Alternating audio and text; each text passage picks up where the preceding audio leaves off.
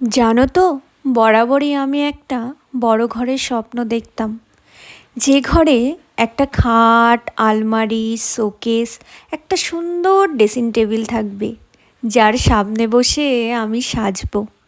কিন্তু ভাগ্য আমাকে দিয়েছে একটা ছোট্ট ঘর, যে ঘরে আমার বিয়েতে দেওয়া খাট আর আলমারি পাতার পর মেঝেতে সামান্য জায়গা ছিল।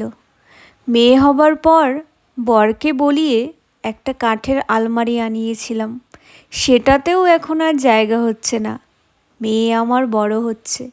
সত্যি, ছোট্ট মেয়ে নিয়ে ছোট্ট ঘরে খুবই অসুবিধে হয়। জানো তো, বরাবরই আমি একটা বড় ঘরের স্বপ্ন দেখতাম, যে ঘরে একটা খাট, আলমারি, শোকেস, একটা সুন্দর ড্রেসিং টেবিল থাকবে, যার সামনে বসে আমি সাজবো।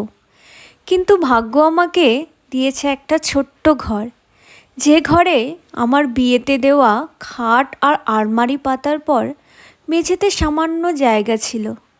মেয়ে হবার পর বরকে বলিয়ে একটা কাঠের আলমারি আনিয়েছিলাম, সেটাতেও এখন আর জায়গা হচ্ছে না। মেয়ে আমার বড় হচ্ছে। সত্যি, ছোট্ট মেয়ে নিয়ে ছোট্ট ঘরে খুবই অসুবিধে হয়।